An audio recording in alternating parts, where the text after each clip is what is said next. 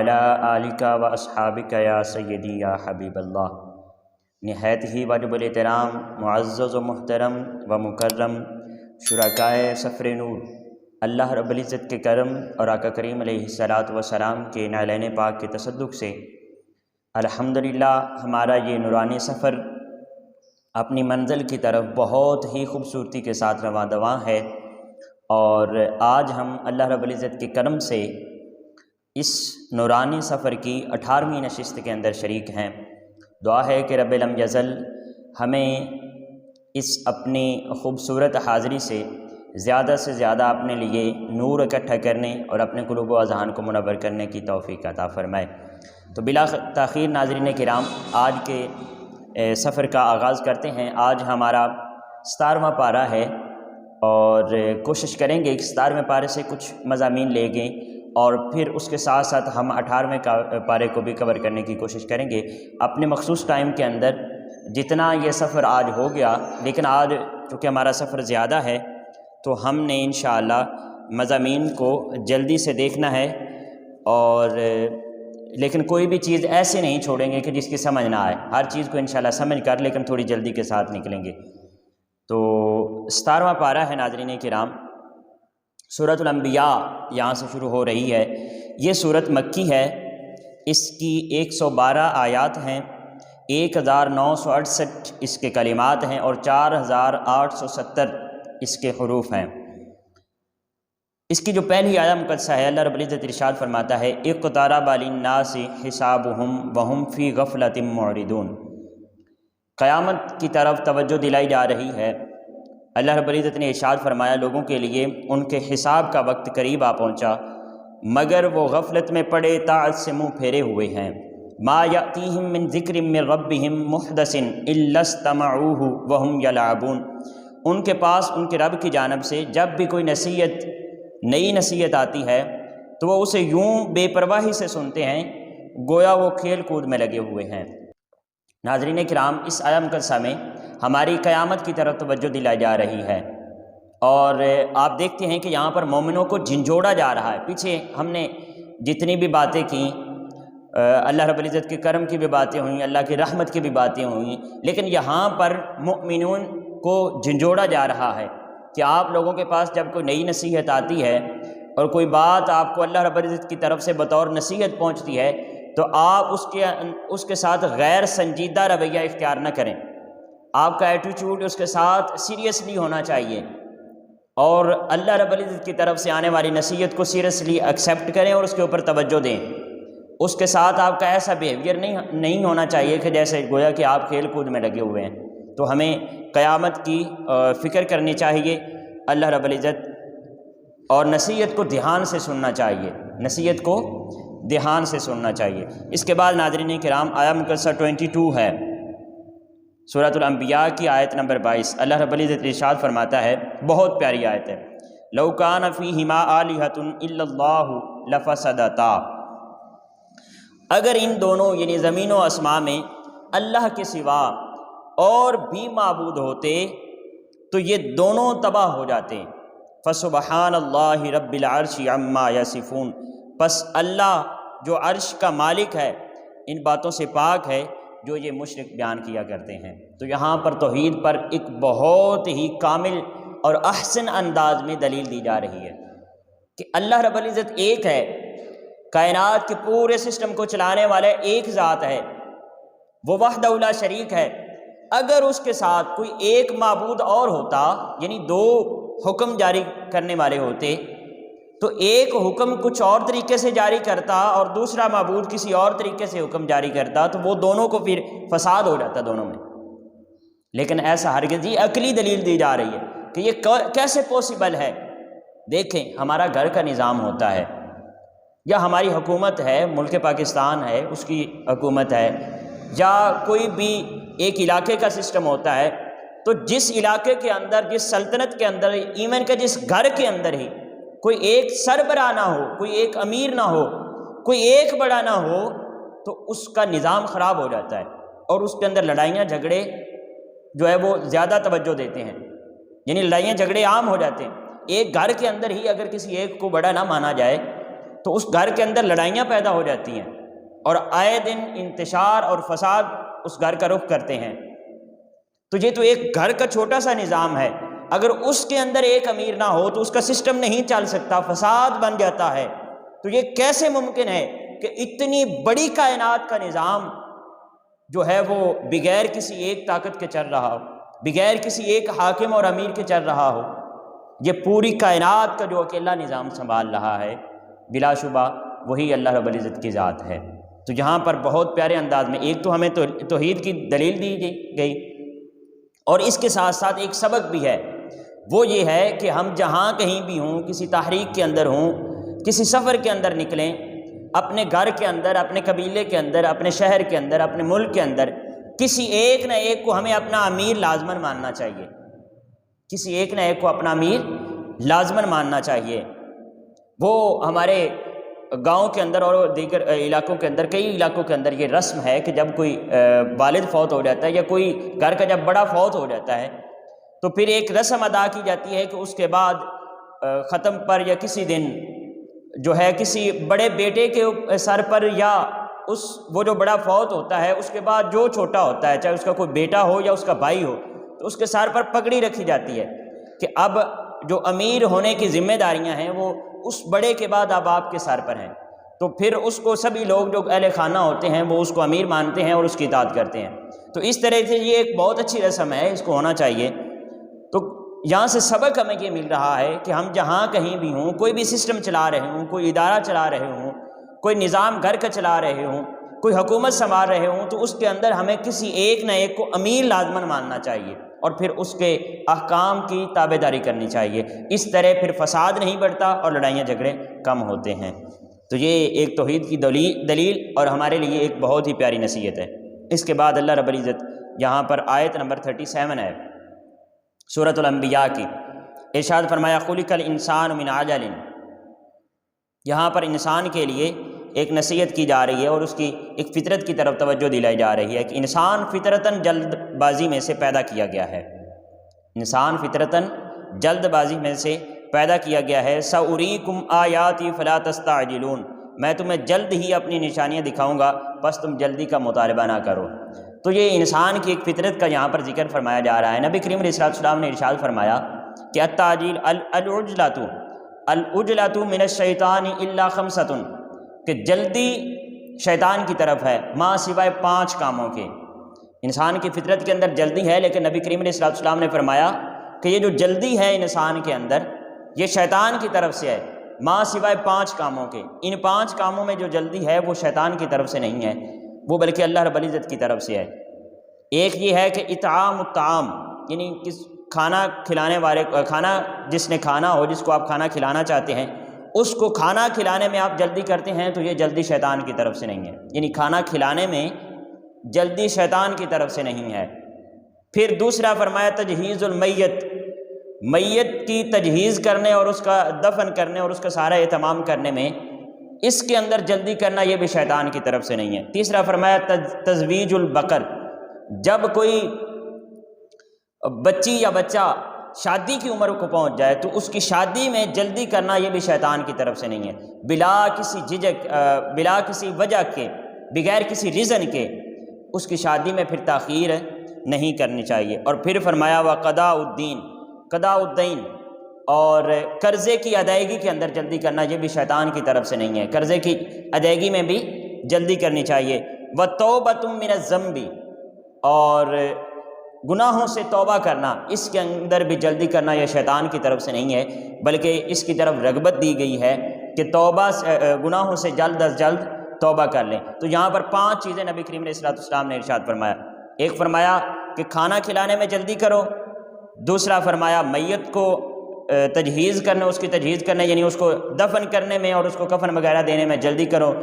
اور پھر فرمایا اگر کوئی بچی یا بچہ شادی کی عمر کو پہنچ جاتے ہیں تو بغیر کسی ریزن کے اس کی بھی جلد از جلد شادی کریں، اور پھر جو آپ کے پاس قرض موجود ہے اور آپ نے کسی کا قرض دینا ہے تو وہ قرض کی ادائیگی میں جلدی کریں، اور 5واں فرمایا کہ گناہوں سے توبہ کرنے میں جلدی کریں۔ تو یہ 5 چیزیں نبی کریم علیہ السلام نے فرمایا، ان میں اگر کوئی شخص جلدی کرتا ہے تو وہ شیطان کی طرف سے نہیں ہے، باقی انسان کی جلدی کس کی طرف سے ہے؟ شیطان کی طرف سے ہے۔ یہاں پر اس کے بعد حضرت ابراہیم علیہ السلام کا واقعہ بہت پیارا واقعہ ہے۔ یہ آیات میں جانے کی بجائے حسب معمول ہم واقعہ جو ہے اس کی چند اکائیوں کو دیکھیں گے اور اس میں سے جو ہمارے لیے سبق ہے اس کے اوپر فوکس کریں گے۔ یہاں پر ناظرین کرام حضرت ابراہیم علیہ السلام جو تھے ان کے چچا تھے آزر ان کے چچا تھے جو کہ بت بنایا کرتے تھے۔ حضرت ابراہیم علیہ السلام کے چچا، آپ کے والد جو ہیں ان کا نام کہافہ تھا، اور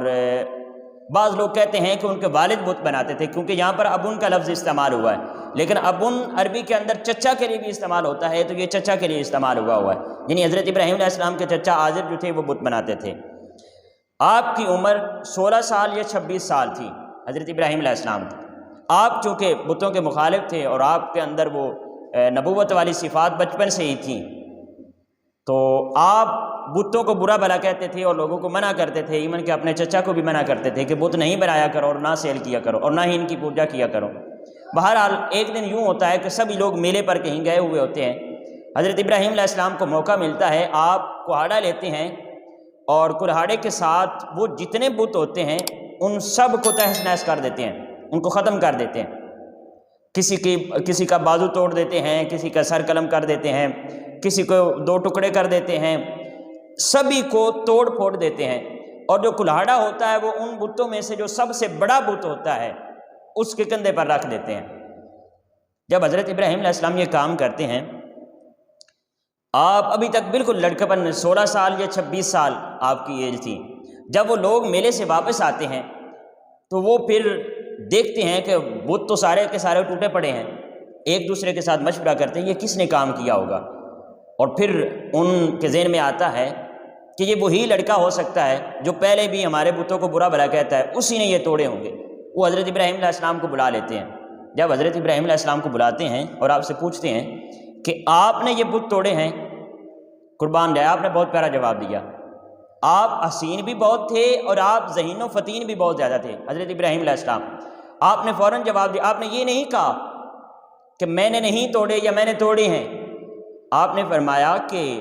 دیکھیں وہ جو بڑا بت ہے وہ صحیح سلامت ہے اور اس کے کندھے پر کلہاڑا ہے، اسی نے توڑے ہوں گے، اس سے پوچھ لیں۔ آپ کوئی اور بھی سوال کا جواب دے سکتے تھے کہ میں نے یہ بت توڑے ہیں یا میں نے نہیں توڑے ہیں، لیکن آپ نے یہ جواب ہی اس لیے دیا کہ اس بت سے پوچھ لیں، کیونکہ آپ ان بتوں کی محتاجی اور ان کی کمزوری ان کے منہ سے سننا چاہتے تھے کہ آپ خود بتائیں۔ بہرحال وہ کہتے ہیں کہ یہ تو نہیں بتا سکتے، تو پھر حضرت ابراہیم علیہ السلام فرماتے ہیں کہ اگر یہ آپ کے ساتھ گفتگو نہیں کر سکتے اور یہ اپنی حفاظت نہیں کر سکتے تو پھر یہ تمہارے خدا کیسے ہو سکتے ہیں، یہ تمہاری حفاظت یا تمہاری مدد کیسے کر سکتے ہیں۔ بہرحال وہ اس سے بہت زیادہ آگ بگولا ہوتے ہیں اور وہ یہ شکایت نمرود کے دربار میں لے جاتے ہیں۔ جب نمرود کے دربار میں لے جاتے ہیں تو نمرود پھر حضرت ابراہیم علیہ السلام کو بلاتا ہے اور آپ کو سزا سناتا ہے۔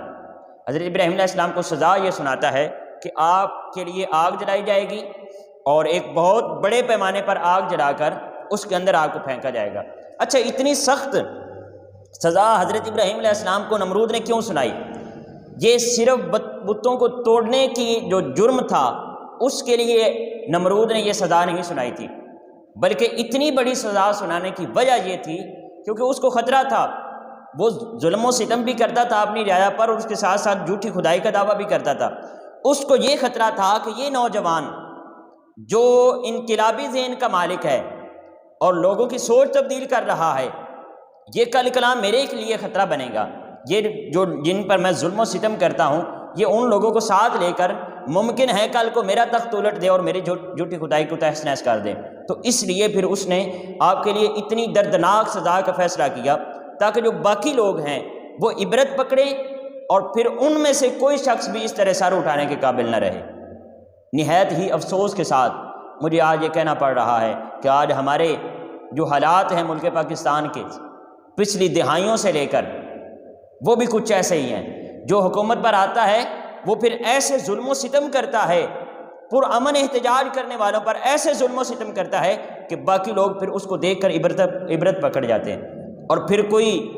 جو ہے وہ پرامن احتجاج کرنے کی بھی جرت نہیں کرتا ہے۔ یہی نمرود کا کام تھا نا۔ آپ ماڈل ٹاؤن کا سانحہ دیکھ سکتے ہیں کہ وہ جب پرامن احتجاج کر رہے تھے تو انہوں نے جب پہلی دفعہ وہ نکلے ہیں تو اس حکومت نے سمجھ لیا تھا کہ اب یہ پہلی دفعہ نکلے ہیں، جب یہ دوبارہ نکلیں گے تو یہ ان کے ساتھ عوام الناس بھی مل جائے گی اور یہ ایک بہت بڑی طاقت کے ساتھ نکلیں گے۔ اب پہلی دفعہ تو نکلے ہیں تو ان کے ساتھ صرف تحریکی دوست ہیں جو منہاج القرآن کے ساتھ تعلق رکھتے ہیں، لیکن جب یہ دوبارہ نکلیں گے تو عوام الناس بھی ان کے ساتھ مل جائے گی، جو عام لوگ ہیں جن کا تحریک کے ساتھ تعلق نہیں ہے وہ بھی ان کے ساتھ مل جائیں گے انقلاب کے لیے۔ تو اس لیے پھر انہوں نے کہا کہ ابھی ان کو ایسی سزا دو کہ جو عوام الناس اور باقی لوگ ہیں ان کے لیے یہ عبرت بنے اور پھر کوئی بھی ان کے ساتھ ملنے کے لیے جرأت نہ کرے۔ تو پھر انہوں نے سیدھی گولیاں عورتوں کے اوپر اور مردوں کے اوپر بھی چلائیں اور اتنی لاشیں گرا دیں اور 100 کے قریب لوگوں کو زخمی کر دیا اور عورتوں کے منہ کے اندر اور حاملہ عورتوں کو شہید کیا، ایسے ظلم و ستم کیے۔ تو یہ وہی نمرود کا سسٹم ہے تاکہ باقی لوگ عبرت پکڑیں۔ اور پھر نمرود نے کیا کیا تھا، اس نے اتنی بڑی سزا دی اور اس کے ساتھ لوگوں کو کہا کہ 40 دن تک لوگ لکڑیاں اکٹھی کریں، اور قوم کے ایک ایک فرد کو کہا کہ ہر فرد لکڑیاں لے کر آئے تاکہ سبھی یہ تماشا دیکھیں اور سبھی کو اس سے عبرت حاصل ہو اور کوئی بھی اس کے بعد سر اٹھانے کی جرأت نہ کرے۔ بہرحال حضرت ابراہیم علیہ السلام کے لیے ناظرین کرام لکڑیاں اکٹھی کی جاتی ہیں اور آپ کے لیے آگ جلائی جاتی ہے اور اتنی بڑی دردناک سزا کا فیصلہ کیا جاتا ہے، اتنی بڑی دردناک سزا کا فیصلہ کیا جاتا ہے دوسروں کو عبرت دکھانے کے لیے۔ لیکن تم سے پہلے بھی، وہ شعر ہم نے پہلے بھی پڑھا تھا کسی مقام پر، کہ تم سے پہلے بھی کوئی شخص یہاں تخت نشین تھا، جو بھی ظالم آتا ہے، جو بھی جابر آتا ہے، پھر اس کا ایک وقت زوال بھی آتا ہے۔ اس کے بارے میں ہم انشاءاللہ مزید آگے پڑھیں گے، بہت تفصیل کے ساتھ بات کریں گے۔ بہرحال تم سے پہلے بھی کوئی شخص یہاں تخت نشین تھا، اس کو بھی اپنے خدا ہونے پہ اتنا ہی یقین تھا۔ نمرود نے حضرت ابراہیم علیہ السلام کے لیے آگ جلائی، جب اتنے بڑے پیمانے پر آگ جل گئی کہ اس کے قریب سے گزرنا ممکن نہیں تھا، پھر انہوں نے کیا طریقہ اختیار کیا کہ منجنیق کے ساتھ حضرت ابراہیم علیہ السلام کو اس آگ کے اندر پھینکنے کا فیصلہ کیا۔ بہرحال حضرت ابراہیم علیہ السلام کو جب منجنیق کے اندر ڈالا گیا تو حضرت جبرائیل علیہ السلام حاضر ہوئے، عرض کرتے ہیں یا ابراہیم کیا آپ کو کوئی حاجت ہے؟ اللہ کا حاجت، کیا آپ کے لیے کوئی حاجت ہے؟ میں آپ کی مدد کر سکتا ہوں؟ تو حضرت ابراہیم علیہ السلام نے فرمایا نہیں، مجھے کوئی حاجت نہیں ہے، مجھے آپ کی مدد کی ضرورت نہیں ہے۔ پھر انہوں نے عرض کیا کہ اگر آپ مجھ سے کوئی حاجت نہیں طلب کرتے، میری کوئی خدمات نہیں لیتے، تو اپنے اللہ سے دعا کر لیں، اپنے مالک سے دعا کریں اور ان سے مدد مانگ لیں۔ تو حضرت ابراہیم علیہ السلام نے بہت پیارا جواب دیا، بہت پیارا۔ آپ فرماتے ہیں حسبہ حالی، وہ میرے حال سے واقف ہے، وہ میرے حال سے واقف ہے اور وہ جانتا ہے کہ اگر میں اس کے لیے یہ قربانی دے رہا ہوں تو اس کو پتہ ہے کہ میں اپنے بندے کی مدد کیسے کرنی ہے، اور وہ میرے حالات سے بھی واقف ہے۔ بہرحال حضرت ابراہیم علیہ السلام کو پھینک دیا جاتا ہے۔ تو جب حضرت ابراہیم علیہ السلام کو آگ کے اندر پھینکا جاتا ہے تو اللہ رب العزت ارشاد فرماتا ہے قُلْنَا يَا نَارُ كُونِي بَرْدًا وَسَلَامًا عَلَىٰ ابراہیم، ہم نے فرمایا اے آگ تو ابراہیم پر ٹھنڈی ہو جا، اور نہ صرف ٹھنڈی ہو جا بلکہ وَسَلَامًا عَلَىٰ ابراہیم، ابراہیم پر سلامتی والی ہو جا۔ صرف ٹھنڈی اگر کہا ہے کہ قُلْنَا يَا نَارُ كُونِي بَرْدًا، تو صرف ٹھنڈی اس لیے نہیں کہا کہ جیسے آگ کی تپش انسان کو جلا دیتی ہے، پاسبل ہے اگر ٹھنڈ ایک حد سے زیادہ ہو جائے، حد سے تجاوز کر جائے تو وہ بھی انسان کو نقصان پہنچا دیتی ہے۔ اس لیے اللہ رب العزت نے فرمایا کہ صرف ٹھنڈی نہ ہو جا بلکہ ابراہیم کے لیے سلامتی والی ہو جا۔ بہرحال اللہ رب العزت نے مدد فرمائی اور حضرت ابراہیم علیہ السلام کے لیے آگ کو سلامتی والی بنا دیا۔ حضرت عائشہ صدیقہ رضی اللہ تعالیٰ عنہ، آپ کے پاس ایک نیزہ ہوا کرتا تھا۔ آپ سے کسی نے پوچھا کہ آپ یہ نیزہ کیوں رکھتی ہیں، یہ نیزہ کس مقصد کے لیے رکھا ہوا ہے؟ تو آپ نے فرمایا کہ یہ میں چھپکلیوں کو مارتی ہیں، اس کے ذریعے چھپکلیوں کو مارتی ہوں۔ تو پوچھا گیا کہ آپ چھپکلیوں کو کیوں مارتی ہیں؟ تو حضرت عائشہ صدیقہ رضی اللہ تعالیٰ عنہ نے جواب دیا کیونکہ جب حضرت ابراہیم علیہ السلام کے لیے آگ جلائی جا رہی تھی تو اس وقت باقی جتنے جانور تھے وہ پانی ڈال رہے تھے اور آگ کو بجھانے کی کوشش کر رہے تھے، یعنی حضرت ابراہیم علیہ السلام کی طرف سے تھے، لیکن یہ جو چھپکلی تھی یہ بدبخت جانور اس وقت پھونک مار رہا تھا اور اس آگ کو مزید تیز کرنے کی کوشش میں تھا، اس لیے آپ فرماتی ہیں کہ میں ان کو مارتی ہوں۔ آپ نے باقاعدہ ایک نیزہ رکھا ہوا تھا، تو ان چھپکلیوں کو مارنا یہاں سے اس کا جواب بھی ملتا ہے۔ اس کے بعد بہت پیاری آیت مقدسہ آقا کریم علیہ الصلوۃ والسلام کی شان اقدس میں حضور کی رحمت کے لیے۔ سورہ انبیاء کی یہ آیت نمبر 107 ہے۔ اللہ رب العزت نے ارشاد فرمایا وما ارسلناک الا رحمۃ للعالمین، اور اے رسول محتشم ہم نے آپ کو نہیں بھیجا مگر تمام جہانوں کے لیے رحمت بنا کر۔ اس آیہ مقدسہ کو اگر ہم ناظرین کرام غور کے ساتھ دیکھیں تو اللہ رب العزت نے پہلے نفی فرمائی ہے وما ارسلناک، اور ہم نے آپ کو نہیں بھیجا، اور اس کے بعد الا رحمت للعالمین، مگر تمام جہانوں کے لیے رحمت بنا کر۔ پہلے نفی ہے، بعد میں اثبات ہے۔ یہ جو نفی اور اثبات والا قاعدہ ہے یہ عربوں کے ہاں اور ایون کہ یہ کلام مجید کا بھی ایک اسلوب ہے کہ جب کسی بات پر بہت زیادہ زور دینا ہو تو پھر اس بات کے لیے یہ نفی اور اثبات کا قاعدہ استعمال کیا جاتا ہے، یعنی پہلے اس بات کی نفی کی جاتی ہے اور پھر اس کا اثبات کیا جاتا ہے۔ جیسے کہ لا الہ الا اللہ، نہیں ہے کوئی عبادت کے لائق مگر اللہ تعالیٰ۔ جیسا کہ وما محمد الا رسول، اور محمد نہیں ہے مگر رسول۔ تو اس طرح یہ نفی کر کے جب اس بات کیا جاتا ہے تو اس کا مطلب یہ ہوتا ہے کہ اس بات کے اوپر بہت زیادہ زور دیا جا رہا ہے۔ تو اللہ رب العزت نے یہاں پر وہی نفی اور اس بات کا قاعدہ استعمال فرماتے ہوئے اس بات کے اوپر بہت تاکید دی۔ کس بات کے اوپر؟ فرمایا کہ اے حبیب ہم نے آپ کو نہیں بھیجا مگر تمام جہانوں کے لیے رحمت بنا کر۔ اور اس کے اندر دیکھیں اللہ رب العزت نے رحمت للعالمین کا لفظ استعمال فرمایا، جیسے ہے نا الحمدللہ رب العالمین، کہ تمام تعریفیں اس اللہ کے لیے ہیں جو تمام جہانوں کا رب ہے۔ وہاں پر فرمایا رب العالمین، یہاں پر فرمایا رحمت للعالمین، یعنی جہاں جہاں اللہ رب العزت کی ربوبیت ہے، جس عالم پر اللہ رب العزت کی ربوبیت ہے، اس عالم اور اس جہان پر میرے آقا کریم علیہ السلام کی رحمت ہے، چاہے وہ عالم انسانیت ہو،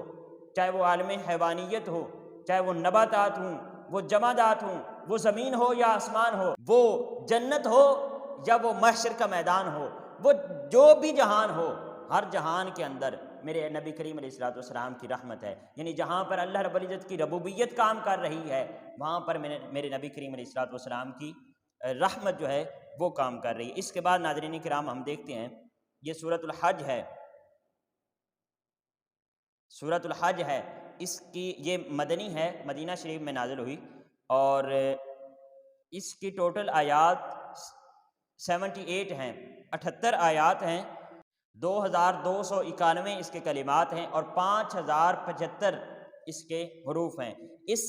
سورہ مبارکہ کے اندر زیادہ تر حج کے احکامات نازل ہوئے ہیں، لیکن اس کے جو ابتدائی یہ 1-2 آیات ہیں ان کو پڑھ کر ہم آگے نکلیں گے۔ اللہ رب العزت نے ارشاد فرمایا یا ایھا الناس اتقوا ربکم، اے لوگو اپنے رب سے ڈرو، انا زلزلۃ الساعۃ شیء عظیم، بے شک قیامت کا زلزلہ بڑی سخت چیز ہے، یوم ترونھا تذہل کل مرضعۃ عما ارضعت وتضع کل ذات حمل حملھا وتری الناس سکارى وما هم بسکارى ولکن عذاب اللہ شدید۔ جس دن تم اسے دیکھو گے کہ ہر دودھ پلانے والی اپنے اس بچے کو بھول جائے گی جسے وہ دودھ پلاتی ہے، اور ہر حمل والی عورت اپنا حمل گرا دے گی، اور اے دیکھنے والے تو لوگوں کو نشہ کی حالت میں دیکھے گا، حالانکہ وہ فی الحقیقت نشہ میں نہیں ہوں گے، لیکن اللہ کا عذاب ہی اتنا سخت ہوگا کہ ہر شخص حواس باختہ ہو جائے گا۔ تو یہ اللہ رب العزت نے قیامت کی یہاں پر ہولناکی بیان کی ہے۔ یہ ایک تشبیہ دی جا رہی ہے، جیسے حاملہ عورت یعنی جو ہوگی، اور اسی طرح جو دودھ پلانے والی بچی، اس کو کتنا اپنا بچہ وہ پیارا ہوتا ہے جس کو وہ دودھ پلاتی ہے، وہ اپنے بچے کو ہی بھول جائے گی، اور حاملہ عورت اپنا حمل گرا دے گی۔ یعنی ایک تشبیہات دی جا رہی ہیں کہ جو قیامت کے لمحات ہوں گے وہ اتنے سخت ہوں گے کہ اس وقت ایسے حالات ہوں گے، لوگ نشے کی حالت میں محسوس ہوں گے حالانکہ انہوں نے کوئی نشہ نہیں کیا ہوگا۔ ناظرین کرام، یہ یہاں پر قیامت کی ہولناکی بیان فرماتے ہوئے ہمیں توجہ دلائی جا رہی ہے کہ اللہ رب العزت کے احکامات کی بجاوری لائیں اور نبی کریم علیہ السلام کی اطاعت کے مطابق زندگی گزاریں۔ اس کے بعد ناظرین کرام جو یہ آیہ مقدسہ ہے، بہت پیاری آیت، یہ سورۃ الحج کی آیت نمبر 40 ہے۔ اللہ رب العزت نے ارشاد فرمایا الذین اخرجوا من دیارہم بغیر حق، وہ لوگ ہیں جو اپنے گھروں سے ناحق نکالے گئے، صرف اس بنا پر کہ وہ کہتے تھے کہ ہمارا رب اللہ ہے، ہمارا رب اللہ ہے۔ ولولا دفع اللہ الناس بعضهم ببعض، लहुद्दिमत सवामिउ लहुद्दिमत सवामिउ व बियाउ व सलावातु व मसाजिदु युज़करु फीहा इस्मुल्लाहि कसीरा वला यंसुरन्नल्लाह मन यंसुरुहु इन्नल्लाह लक़वियुन अज़ीज़। यानी और अगर अल्लाह इंसानी तबकात में से बाद को बाद के ज़रिए जिहादो इनकलाबी जिदोजहद की सूरत में हटाता न रहता तो खानकाहें और गिरजे और कलीसे और मस्जिदें मिस्मार और वीरान कर दी जाती, जिनमें कसरत से अल्लाह के नाम का जिक्र किया जाता है। और जो शख्स अल्लाह की मदद करता है यकीनन अल्लाह उसकी मदद करता है, बेशक अल्लाह ज़रूर बड़ी कुव्वत वाला और सब पर गालिब है। नाज़रीन किराम, इस आया मुक़द्दसा में उन लोगों का जिक्र किया जा रहा है जो जालिम और जाबिर हुकूमत के सामने अलमे हक बुलंद करते हुए लोगों को अपने साथ लेकर अपने घरों से निकलते हैं। तो यहाँ पर क्या जिक्र फरमाया जो इस इनकलाबी सोच के मालिक होते हैं, तुम ये ना समझो कि जो मसाजिद के अंदर और कलीसाओं के अंदर बैठकर और दीगर इसी तरह इबादत गाहों का खानकाहों का जिक्र किया, गिरजों का जिक्र किया, जो खानकाहों गिरजों कलीसों या मस्जिदों के अंदर बैठकर अल्लाह अल्लाह का नाम लेते हैं, ये ना समझो कि उनकी वजह से ये मसाजिद इबाद हैं। बल्कि फरमाया अगर वो लोग जो ऐसी हुकूमतों को, जो ऐसे निज़ाम को ललकारते हुए अल्लाह रब्बुल इज़्ज़त के दीन का निज़ाम नाफिज करने की जिद्दोजहद करते हैं, अगर वो लोग ना होते तो ये मसाजिद, ये गिरजे, ये कलीसे, ये हर चीज़ तबाह बर्बाद कर दी जाती और इनको मस्मार कर दिया जाता। यानी अल्लाह रब्बुल इज़्ज़त के ज़िक्र का और अल्लाह रब्बुल इज़्ज़त का नाम अगर दुनिया के ऊपर बाकी है तो ये उन लोगों की वजह से नहीं है जो मसाजिद के अंदर बैठकर नमाज रोज़ा करते हैं और तस्बीहात करते हैं, बल्कि ये उन लोगों की वजह से है जो हुसैनियत के अलम के नीचे अपना सांस लेते हैं और इमाम हुसैन अलैहिस्सलाम की इत्तबा करते हैं और अलमे हक बुलंद करते हैं, चाहे वो जालिम हुकूमत हो, चाहे वो जुल्म करने वाला कोई बादशाह हो। अब देखिए यहाँ पर हज़रत इमाम हुसैन अलैहिस्सलाम थे, वो मदीना के अंदर अच्छा भला बैठकर अल्लाह रब्बुल इज़्ज़त का जिक्र कर सकते थे, वो लोगों को बल्कि अपने साथ मिलाकर वहाँ पर उनको सहूलियात मैसर थी। लेकिन उन्होंने क्या किया, उन्होंने इस चीज़ को कबूल नहीं किया, उन्होंने इस सहूलियात को कबूल नहीं किया, उन्होंने मदीने को छोड़ा। फिर मक्का के अंदर क्या हज़रत इमाम हुसैन अलैहिस्सलाम की इबादत मक्का के अंदर खाना काबा के पास अगर आप इबादत करते तो इससे बढ़कर क्या इबादत हो सकती थी, लेकिन मक्का को भी छोड़ दिया। यानी हज़रत इमाम हुसैन अलैहिस्सलाम का मकसद लोगों को इबादत पर लाना नहीं, लोगों को ओनली रोज़ा और ज़कात और हज के मसाइल तक मुक़य्यद करना नहीं, बल्कि आपका मकसद कुछ और था। आपका मकसद दीन इस्लाम का जो निज़ाम है उसको हुकूमत के अंदर और सल्तनत के अंदर नाफिज करना, इसके लिए आप जिद्दोजहद कर रहे थे। तो अल्लाह रब्बुल इज़्ज़त ने इस आया मुक़द्दसा के अंदर इरशाद फरमाया है गोया कि जो लोग इनकलाबी सोच के साथ निकलते हैं और जो लोग जालिम हुकूमत का तख्त उल्टने के लिए जिद्दोजहद करते हैं और कोशिश करते हैं, अगर ये लोग ना होते तो जितनी इबादत हैं और अल्लाह रब्बुल इज़्ज़त का नाम लेवा लोग हैं वो सारे के सारे इबादतों समेत, इबादतगाहों समेत तबाह बर्बाद हो जाते। वो क्या हो जाते? तबाह बर्बाद हो जाते। अल्लामा इकबाल रहमतुल्लाह ताला अलैह ने शायद इसी आया मुक़द्दसा की तर्जमानी फरमाते हुए फरमाया था ना कि निकल कर खानकाहों से अदा कर रस्म शब्बीरी, निकल कर खानकाहों से अदा कर रस्म शब्बीरी। आज खानकाहों में बैठने की ज़रूरत नहीं है, वो बहुत लोग हैं जो बैठे हुए हैं। आज ज़रूरत है कि खानकाहों से निकल कर रस्म शब्बीरी अदा की जाए और जालिम हुकूमत के सामने अलमे हक बुलंद करने वाले और जो उनको ललकारने वाले हैं और जाबिर और जालिम हुकूमत के सामने डट कर खड़े होने वाले हैं, उनका साथ देने की ज़रूरत है। और यहाँ पर मैं बहुत ही अदब के साथ उस तहरीक और तंजीम को भी गुजारिश करना चाहूँगा, मैं किसी के ख़िलाफ़ नहीं और मैं सभी को जितनी इस्लामी तंजीमात हैं उनको अपने सर का ताज समझता हूँ, लेकिन जो लोग ये समझते हैं कि हमारा सियासत के साथ कोई ताल्लुक़ नहीं है और वो इस बात पर फ़ख्र करते हैं कि हम किसी के ख़िलाफ़ नहीं बोलते और सभी हमारी तारीफ़ करते हैं,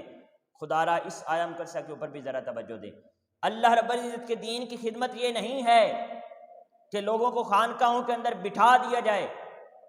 और उनको सिर्फ इबादत तक महदूद कर दिया जाए। अल्लाह के दीन की खिदमत ये है कि जो गरीब लोग हैं उनकी मदद की जाए। इबादत का मामला ज़रूरी है, वो फ़राइज़ हैं, उनकी अदायगी ज़रूरी है, लेकिन दीन का असल मकसद ये है कि दीन इस्लाम का जो निज़ाम है उसका निफाज किया जाए। वो कैसे? کہ ایسی حکومت لائی جائے، ایسا سسٹم لایا جائے اور ایسا نظام ڈیولپ کیا جائے کہ غریبوں کی مدد ہو سکے۔ وہ بچیاں جو اپنے گھروں کے اندر ان کے بیٹھے بیٹھے ان کے بالوں کے اندر چاندی اتر آئی ہے صرف اس وجہ سے کہ وہ غریب کی بچیاں ہیں، ان کے گھر کو رشتہ نہیں لاتا، ان کی مدد کی جائے، ان کے لیے کوئی سسٹم بنایا جائے، ان کے لیے نظام بنایا جائے۔ تو اسلام کے اصل مقاصد تو یہ ہیں، اسلام کے اصل مقاصد یہ ہیں۔ تو ہمیں غیر سیاسی نہیں رہنا، ہمیں غیر سیاسی نہیں رہنا۔ اسلام مکمل سیاسی دین ہے، توجہ کے ساتھ سن لیں۔ اسلام ہمیں سیاست کے اندر مکمل رہنمائی فراہم کرتا ہے، ہمیں اس رہنمائی کو حاصل کرنا ہے اور خانقاہوں سے نکل کر رسم شبیری کو ادا کرنا ہے۔ آج کے دور کا یہ تقاضا ہے۔ ناظرین کرام، اس کے بعد ہم چلتے ہیں، سورۃ الحج ہے، یہ سورہ حج مکمل ہوتی ہے سورۃ المؤمنون، اور یہیں سے 18واں پارہ شروع ہو رہا ہے۔ سورۃ المؤمنون کے اندر اللہ رب العزت نے چند ایک مومنوں کو صفات گنوائی ہیں۔ میں یہ آیات پڑھنے کی بجائے جو اللہ رب العزت نے یہاں پر مومنوں کی صفات گنوائی ہیں وہ محض آپ کے سامنے بیان کر دیتا ہوں۔ اللہ رب العزت نے مومنوں کی جو نشانیاں بیان فرمائیں، فرمایا نمازوں کے اندر خشوع و خضوع اختیار کرتے ہیں، نمازوں کے اندر عجز و نیاز کرتے ہیں۔ پہلی نشانی، نمازوں کے اندر عجز و نیاز کرتے ہیں، یعنی اللہ رب العزت کی بارگاہ میں اپنے آپ کو حقیر سے حقیر تر سمجھتے ہیں، اپنے آپ کو عاجز بندہ اللہ رب العزت کے سامنے پیش کرتے ہیں۔ اور یہ نمازوں کے اندر بھی مومنین کے لیے ضروری ہے، اور یہ عام حالات میں بھی انسان کو ہر وقت خشوع و خضوع میں رہنا چاہیے۔ اور اس کے بعد دوسری نشانی فرمایا بیہودہ باتوں اور کاموں سے کنارہ کشی اختیار کرتے ہیں، یعنی غلیظ باتیں نہیں کرتے اور غلیظ کاموں کی طرف توجہ نہیں دیتے، زکوٰۃ ادا کرتے ہیں، پھر اپنی شرمگاہوں کی حفاظت کرتے ہیں اور امانتوں کی پاسداری کرتے ہیں اور وعدوں کو پورا کرتے ہیں اور نمازوں کی حفاظت کرتے ہیں۔ اور پھر جو لوگ، یہ جو مومنین کی یہاں پر نشانیاں بتائی ہیں، جو ان نشانیوں کے مطابق پورا اترتے ہیں، ان کے لیے فرمایا اولئک هم الوارثون، یہی لوگ وارث ہیں، یعنی جنت کے وارث ہیں۔ الذین یرثون الفردوس، یہ لوگ جنت کے سب سے اعلیٰ باغات اس کے وارث ہیں۔ ہم فیہا خالدون، اور ان میں ہمیشہ رہیں گے، ان میں ہمیشہ رہیں گے۔ تو یہ مومنین کی یہاں پر چند ایک نشانیاں بیان فرمائی گئی ہیں۔ اس کے بعد جو آیہ مقدسہ 12 ہے، یہاں پر اللہ رب العزت نے انسان کی تخلیق کا فارمولہ بتایا ہے۔ یہ ان آیات کے اندر اگر ہم جائیں گے اور اس مضمون کے اندر، تو یہ ایک بہت ہی لینتھی مضمون ہے۔ اللہ رب العزت نے اس موضوع کے اوپر قرآن پاک کے اندر مختلف مقامات پر بہت ہی پیارے اور اہم نکات ذکر فرمائے ہیں۔ ان نکات کو اکٹھا کر کے حضور شیخ الاسلام نے ایک کتاب لکھی ہے، کریشن آف مین۔ آپ کی یہ بہت پیاری کتاب ہے جس کے اندر حضور شیخ الاسلام نے قرآن پاک کے ان تمام نکات کو اکٹھا کر کے ایک جگہ پر اکٹھا کر دیا ہے کتاب کے اندر، اور اس کے اندر انسانی تخلیق کا جو قرآنی فلسفہ ہے اس کو بہت احسن انداز میں بیان فرمایا ہے۔ بہرحال یہ ایک بہت پیاری کتاب ہے، آپ سب کو ریکمینڈ کروں گا کہ یہ کتاب لازماً خریدیں اور پڑھیں۔ اور جو قرآن کا فلسفہ ہے انسان کی تخلیق کے حوالے سے، میں اسی لیے جو میرے دوست مجھے سماعت فرما رہے ہیں، اسٹوڈنٹس ہیں، کالجز کے اندر ہیں، یونیورسٹیز کے اندر ہیں، میں اکثر آپ لوگوں سے کہا کرتا ہوں، اور جو میرے پاس بیٹھتے ہیں ان کو اس بات کا علم ہوگا، میں آپ لوگوں سے کہا کرتا ہوں کہ آپ اسٹوڈنٹ ہیں، کالج کے اندر ہیں، یونیورسٹی کے اندر ہیں، آپ چاہے بایو کے اسٹوڈنٹ ہیں، آپ باٹنی کے اسٹوڈنٹ ہیں، آپ فزکس کے، کیمسٹری کے اسٹوڈنٹ ہیں، آپ چاہے انجینئرنگ کے اسٹوڈنٹ ہیں، آپ بینکنگ کے اندر جا رہے ہیں، آپ کسی ادب کے اندر جا رہے ہیں، جس فیلڈ کے اندر بھی آپ جا رہے ہیں، جو بھی آپ کا شعبہ ہے، آپ اپنے شعبے میں رہتے ہوئے قرآن پاک کا ایک دفعہ بغور مطالعہ کریں، آپ کو اپنے شعبے اور اپنی فیلڈ کے متعلق ایسے نکات ملیں گے کہ جو آپ کو دنیا کی کوئی کتاب نہیں دے سکتی، دنیا کی کوئی کتاب نہیں دے سکتی۔ دیکھیں، یہ حضور شیخ الاسلام نے جب یہ کتاب لکھی کریشن آف مین، تو یہ کتاب ایک انگریز ڈاکٹر تھا جس کی اس ٹاپک کے اوپر بہت زیادہ ریسرچ تھی، کیتھ مور غالباً اس کا نام۔ جب اس کو اس کتاب کا پتہ چلا تو اس نے ڈاکٹر صاحب قادری صاحب سے یہ رابطہ کیا اور آپ سے یہ کہا کہ ہم کئی صدیوں سے لگے ہوئے ہیں اس ریسرچ کے اندر، اور ہم اس تحقیق تک اب پہنچے ہیں اتنی صدیوں کے بعد اور اتنی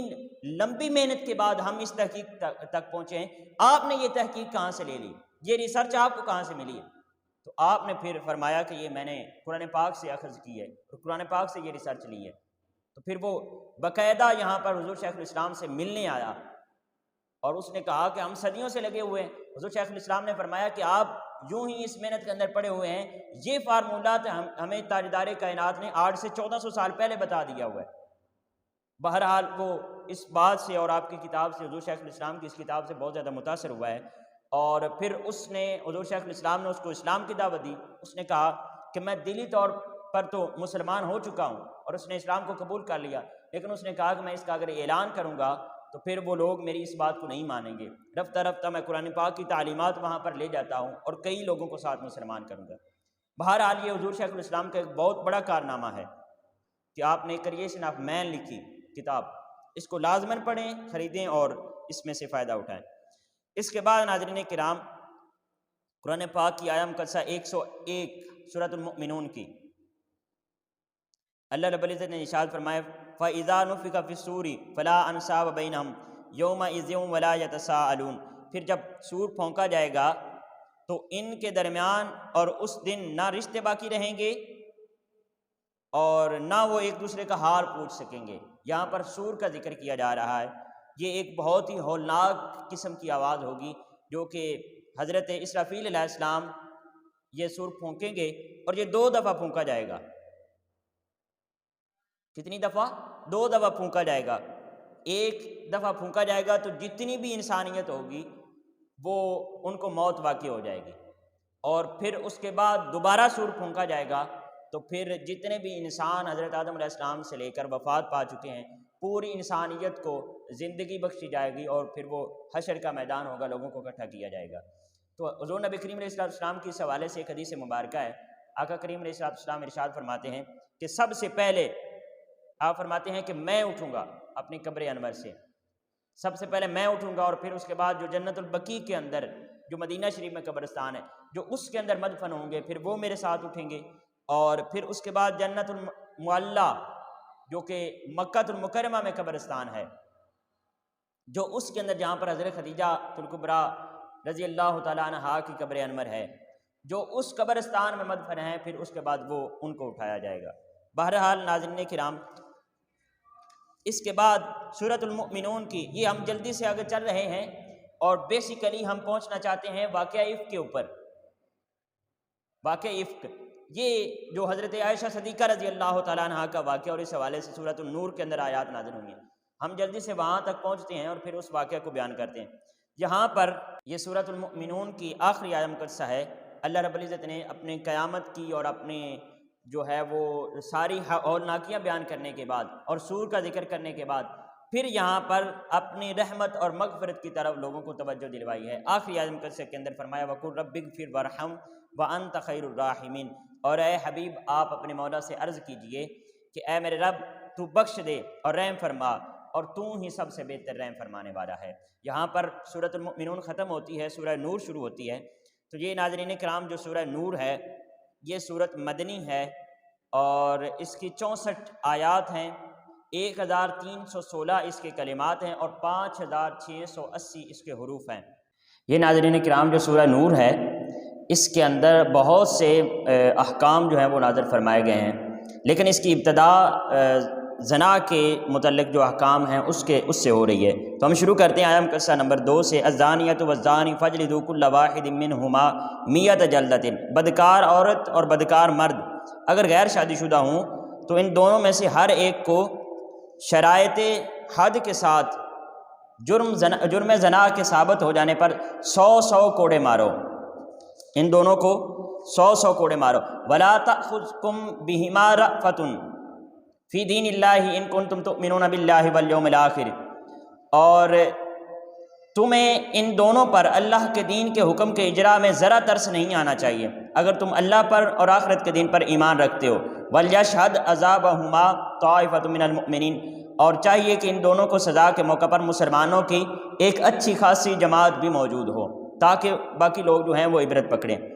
اور والذین یرمون المحصنات، آیہ مقدسہ نمبر 4 کے اندر اللہ رب العزت نے فرمایا والذین یرمون المحصنات ثم لم یأتوا بأربعة شہداء شہداء فجلدوہم 80 جلدۃ ولا تقبلوا لهم شہادۃ ابدا واولئک هم الفاسقون۔ اور جو لوگ پاک دامن عورتوں پر بدکاری کی تہمت لگائیں اور پھر 4 گواہ پیش نہ کر سکیں تو تم انہیں سزائے قذف کے طور پر 80 کوڑے لگاؤ اور کبھی بھی ان کی گواہی قبول نہ کرو، اور یہی لوگ بدکار ہیں۔ الا الذین تابوا من بعد ذلک واصلحوا، مگر وہ لوگ جو توبہ کر لیں اور اپنی اصلاح کر لیں، فإن اللہ غفور الرحیم، تو بے شک اللہ بخشنے والا اور رحم فرمانے والا۔ ایک بات پھر فرمایا والذین یرمون ازواجہم ولم یکن لہم شہداء، اور جو لوگ اپنی بیویوں پر بدکاری کی تہمت لگائیں اور ان کے پاس سوائے اپنی ذات کے کوئی گواہ موجود نہ ہو، تو فشہادۃ احدہم 4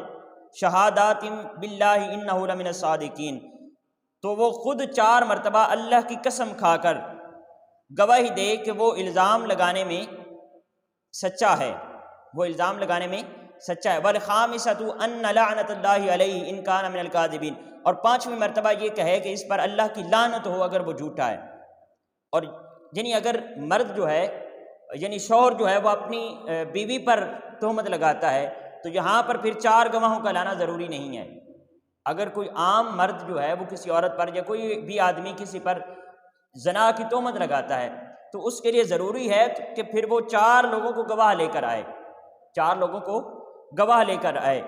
لیکن اگر کوئی شوہر اپنی بیوی پر تہمت لگاتا ہے تو پھر 4 گواہوں کی ضرورت نہیں ہے، بلکہ وہ اکیلا ہی گواہ ہوگا اور وہ 4 دفعہ پھر قسم کھا کر کہے گا، 4 دفعہ اللہ کی قسم اٹھا کر کہے گا کہ جو وہ تہمت لگا رہا ہے اس کے اندر وہ سچا ہے، اور 5ویں دفعہ وہ یہ کہے گا کہ اگر وہ جھوٹا ہے تو پھر اس کے اوپر اللہ کی لعنت ہو، یعنی اللہ کا عذاب ہو۔ اور پھر اس کے یہ قسم اٹھانے اور اپنے اوپر لعنت کرنے کے بعد یہ نہیں ہے کہ پھر عورت کو سزا ہو جائے گی، بلکہ پھر عورت کو بھی حق دیا گیا ہے کہ اگر عورت جو ہے وہ یہ کہہ دیتی ہے کہ وَيَدْرَأُ عَنْهَا الْعَذَابَ أَن تَشْهَدَ 4 شَهَادَاتٍ بِاللَّهِ إِنَّهُ لَمِنَ الْكَاذِبِينَ، اور اسی طرح یہ بات اس عورت سے بھی سزا کو ٹال سکتی ہے کہ وہ 4 مرتبہ اللہ کی قسم کھا کر خود گواہی دے کہ وہ مرد اس تہمت کے لگانے میں جھوٹا ہے۔ اور 5ویں دفعہ والخامسۃ ان غضب اللہ علیہ ان کان من الصادقین، اور 5ویں دفعہ یہ کہے کہ اللہ کا غضب اور قہر نازل ہو اس کے اوپر اگر وہ مرد جو ہے وہ اس کے اوپر تہمت لگانے میں سچا ہے، 5ویں مرتبہ یہ کہے۔ یہاں پر ناظرین کرام 2-3 باتیں بہت اہم ہیں۔ ایک تو اللہ رب العزت کی نگاہ میں زنا کتنا بڑا جرم ہے، زنا کتنا بڑا جرم ہے اللہ رب العزت کی نگاہ میں، کہ جو زنا کرتا ہے مرد یا عورت اگر وہ غیر شادی شدہ ہے تو اس کو 100 کوڑے لگائے جائیں گے، 100 کوڑے، اتنی بڑی اور سخت سزا دی۔ اور اگر وہ شادی شدہ ہیں تو پھر اس کو سنسار کر دیا جائے گا، اس کو سزائے موت ہے، اس کو پتھر مار مار کر اس کو قتل کر دیا جائے گا۔ یہ سزا ہے زنا کرنے والے کی اور عورت کی، جو بھی زنا کرتا ہے۔ ایک تو یہ اللہ رب العزت کی نگاہ میں بہت ہی برا فعل ہے، اور دوسری بات یہاں پر یہ ہے کہ اس کی اپلائیٹیشن کیسے ہونی ہے، اس کو اپلائی کیسے کرنا ہے، یعنی یہ جو سزا ہے اس کو اپلائی کیسے کرنا ہے۔ دیکھیے اگر تو میں سمپلی 2-3 نکات آپ کے سامنے رکھ دیتا ہوں، اس سے یہ پورا مضمون سمجھ آ جائے گا کہ اگر تو کوئی عام آدمی کسی عام آدمی پر یا عورت پر زنا کی تہمت لگاتا ہے تو اس کے لیے ضروری ہے کہ وہ 4 گواہوں کو لے کر آئے۔ کیا کرے؟ 4 گواہ، اور ایسے گواہ ہونے چاہیے جو پھر اس کے خلاف جنہوں نے اپنی آنکھوں سے دیکھا ہو، جنہوں نے ان کو اس جرم کا ارتکاب کرتے ہوئے اپنی آنکھوں سے دیکھا ہو۔ اور اگر کوئی شوہر اپنی بیوی پر یہ تہمت لگاتا ہے تو پھر اس کے لیے 4 گواہوں کا لانا ضروری نہیں ہے، بلکہ وہ اکیلا ہی گواہی دے گا اور ان الفاظ کے ساتھ دے گا کہ وہ 4 دفعہ اللہ رب العزت کی قسم اٹھائے گا اور پھر اس کے بعد یہ کہے گا کہ اگر وہ اس بات کے اندر جھوٹا ہے